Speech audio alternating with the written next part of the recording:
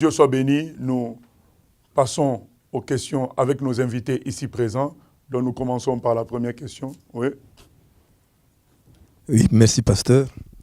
Je vous ai suivi ce soir parce que le thème que vous développez ce soir est important. Et vous l'avez intitulé « La sorcellerie et les pratiques fétichistes ». Bon, et nous savons aussi que la sorcellerie est un concept universel qui touche tous les continents.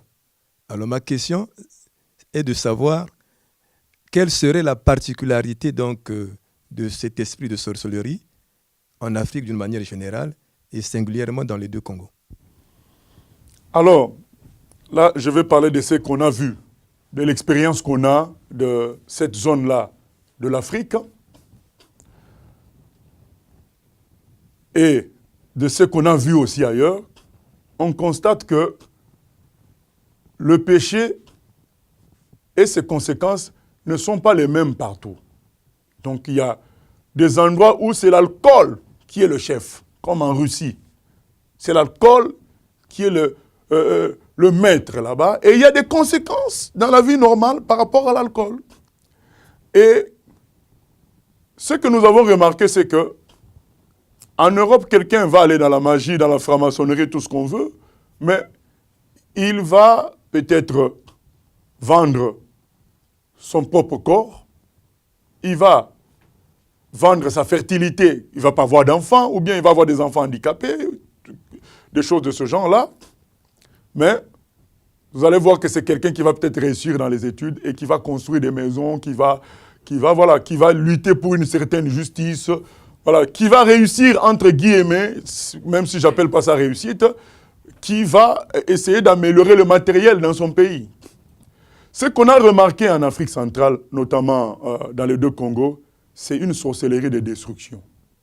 C'est-à-dire, c'est quelque chose qui détruit les conditions de vie des gens. Et on voit même dans la mentalité, les maisons sont inachevées, la propriété n'est pas prise au sérieux, tout ce qui est bien public est négligé. Donc c'est une forme de sorcellerie qui amène à la destruction des conditions de vie. Et je vais vous donner quelques exemples. Nous, quand on était jeunes, qu'est-ce qu'on n'a pas appris sur un tel ou tel qui venait de finir ses études et que sa propre famille aurait, entre guillemets, mangé à la sorcellerie. Donc, ces gens-là mangent la personne qui devait les nourrir peut-être plus tard. Donc, c'est une sorcellerie destructrice. Et par rapport au côté social et matériel. C'est ça la réalité. Et c'est pourquoi nous devons prendre ça au sérieux et vraiment entrer dans la prière et trouver un moyen de convertir ces gens-là et non pas de les attaquer physiquement parce que ce n'est pas ce que Dieu veut. Oui. Ma question c'est, comme on l'a dit tout à l'heure, la sorcellerie c'est un concept qui est universel, mais comment ça se fait qu'en Europe il y a une certaine banalisation, une certaine facilité, il y a des gens qui font des études, qui disent à la télé je suis sorcier, et qu'en Afrique c'est un blasphème, les gens se cachent. Qu'est-ce qui fait? Pourtant c'est le même Satan qui serve, mais qu'est-ce qui fait que les gens sont plus à l'aise? Est-ce que c'est mieux accepté en Europe qu'en Afrique? Voilà, il y a une situation en Europe la situation en Europe par rapport à la sorcellerie, c'est qu'on a essayé de rendre ça scientifique, comme les histoires, comme la scientologie. C'est des notions qui sont magiques, démoniaques, mais qu'on essaie de présenter comme scientifiques. Et la conception du sorcier en Europe, c'est quelqu'un qui a des pouvoirs. Il peut même parfois guérir, agir sur l'élevage de quelqu'un, l'agriculture. Ce n'est pas la conception telle qu'elle est en Afrique, où quand on dit sorcier, on voit quelqu'un qui fait des voyages astraux, c'est-à-dire c'est quelqu'un qui sort de son corps pour aller faire des choses pendant que les autres vivent une vie normale. C'est quelqu'un en quelque sorte de dangereux. C'est comme si on parlait d'un bandit. C'est ça. Et c'est cette façon de concevoir la sorcellerie en Europe qui fait que les gens acceptent ça alors que ça a les mêmes effets néfastes. Ça détruit, ça empêche de croire en Dieu et ça détruit la vie des gens d'une manière ou d'une autre. Mais ça n'a pas les mêmes implications concrètes que la sorcellerie en Afrique, mais elle est présente et aussi elle est présentée d'une manière différente. C'est pourquoi c'est plus ou moins accepté dans la société, mais bien sûr avec des dérives graves. Mais le jour où on parlera de l'Europe, on parlera aussi de cela. Mais là, nous sommes en train de parler de l'Afrique centrale, des deux Congos, et les gens ont une conception, et c'est quelque part vrai, qu'un sorcier, c'est un destructeur. C'est quelqu'un qui nuit. Et c'est ce qui fait qu'on a tendance à le haïr et à vouloir le tuer, à vouloir le frapper physiquement, alors que la Bible veut que nous puissions l'aimer, lui parler de Dieu. Alors, une question concrète. Là, vous venez de dire que le sorcier détruit, c'est un destructeur. Alors, ma question, c'est comment un chrétien doit se comporter face aux 10 sorciers, que ce soit dans la famille, parce que vous venez de dire qu'ils sont là pour détruire. Alors, Jésus nous demande aussi d'être prudent. Alors, comment se comporter? Est-ce qu'il faut, comme vous l'avez dit, faire confiance en Dieu en se disant, bon, on est dans toute la confiance, ou est-ce qu'il faut avoir de la méfiance? Comment se comporter concrètement pour un chrétien? Voilà. Comment se comporter? La Bible nous dit ceci: aimez vos ennemis. Ça, c'est le premier plan. Nous devons être motivés dans toutes nos actions par l'amour. Maintenant, concrètement, il y a des mesures qu'on peut prendre. On sait que, bon, on vient de me donner un cadeau. Je sais que cette personne, je sens dans mon cœur qu'il me vise. Lorsque j'userai de ce cadeau-là, il y aura des conséquences sur ma vie. Je ne veux pas agir par convoitise, utiliser la chose ou manger le gâteau qu'on m'a donné sous prétexte que ça sera sanctifié. Non, si je suis au courant, je préfère me priver de cela, jeter ou faire autre... en tout cas, me débarrasser de cela plutôt qu'utiliser. Il y a des mesures de prudence que le Seigneur nous demandera de prendre. Mais il ne faut pas confondre mesures de prudence avec la perte de foi. Parce que beaucoup ont perdu la foi, ils ont plus peur des sorciers qu'avoir foi en Dieu. Et c'est ça qui n'est pas bon. Oh, on peut toujours être prudent, mais garder un amour et garder la foi que nous sommes plus forts parce que celui qui est en nous est plus fort que celui qui est en eux. Et c'est très important parce que c'est ça qui va faire la différence. Parce que si quand un sorcier sent que tu as peur de lui, quelque part, il ne peut pas faire confiance au Dieu que toi tu sers parce que toi tu as peur.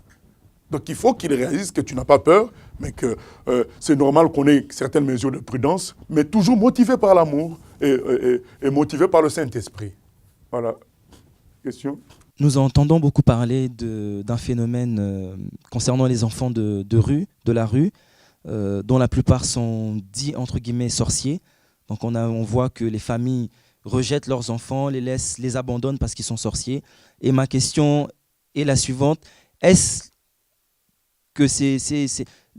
vraiment la solution d'abandonner ces enfants-là, ou est-ce qu'il faut prier pour eux, ou comment on doit se comporter par rapport à ce phénomène-là d'enfants sorciers?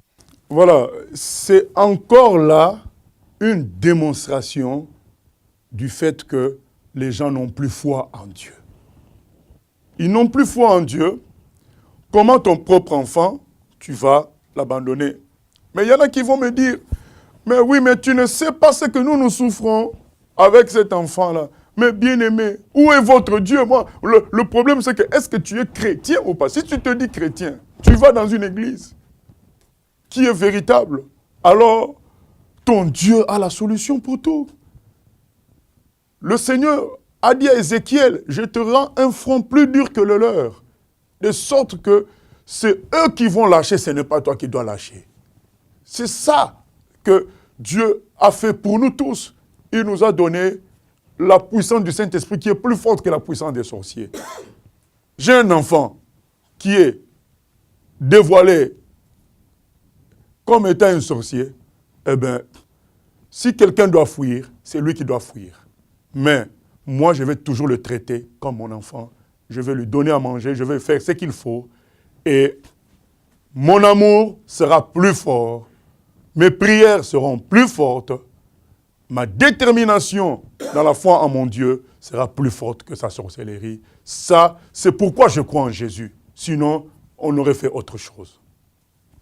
Oui, oui. Voilà, bonsoir. Donc, j'aurais 2 questions à poser. Ma première question se porte sur le point que vous avez soulevé concernant les pratiques fétichistes.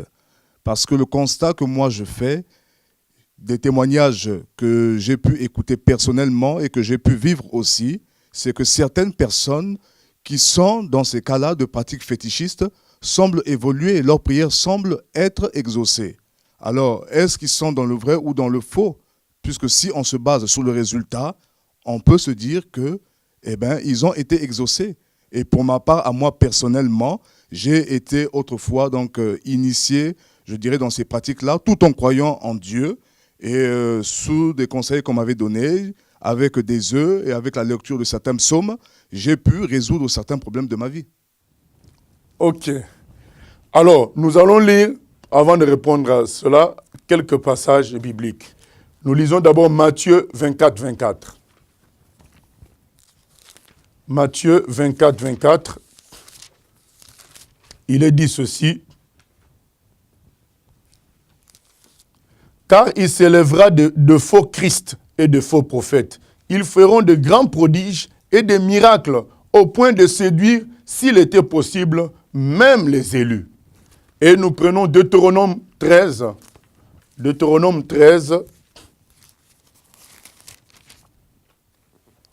S'il s'élève au milieu de toi un prophète ou un songeur qui t'annonce un signe ou un prodige, et qu'il y ait accomplissement du signe ou du prodige dont il t'a parlé en disant « Allons après d'autres dieux, des dieux que tu ne connais point, et servons-les. » Tu n'écouteras pas les paroles de ce prophète et de ce songeur, car c'est l'Éternel votre Dieu qui vous met à l'épreuve pour savoir si vous aimez l'Éternel votre Dieu de tout votre cœur et de toute votre âme. Vous irez après l'Éternel, votre Dieu, et vous le craindrez. Vous observerez ses commandements, vous obéirez à sa voix, vous le servirez et vous vous attacherez à lui. Donc, ma réponse c'est la suivante. Dieu nous prévient qu'il y a des gens qui ne sont pas de lui, qui vont faire des choses, qui vont faire des miracles, et qui épateront même les élus, qui pourront tromper même les élus. Mais comment nous allons les reconnaître, comme le Seigneur nous a dit dans Matthieu 7, et comme il est dit dans ces 2 textes, ces gens-là vont avoir des pratiques qui sont anti-bibliques. Quelqu'un qui te demande de lire des psaumes et d'utiliser des œufs, ce sont des pratiques magiques qui ne sont pas bibliques. C'est là que tu reconnais que ce n'est pas de Dieu. Mais quelqu'un qui te demande de prier Jésus-Christ, de crier à ton Dieu, au nom de Jésus, c'est biblique. Mais quand quelqu'un commence à te parler des œufs et autres prières écrites, il y a un danger là. Et le Seigneur nous prévient qu'ils feront des choses, des miracles. Mais pourquoi le Seigneur permet cela? Pour voir si vraiment nous tenons à la parole. C'est là que ça se verra.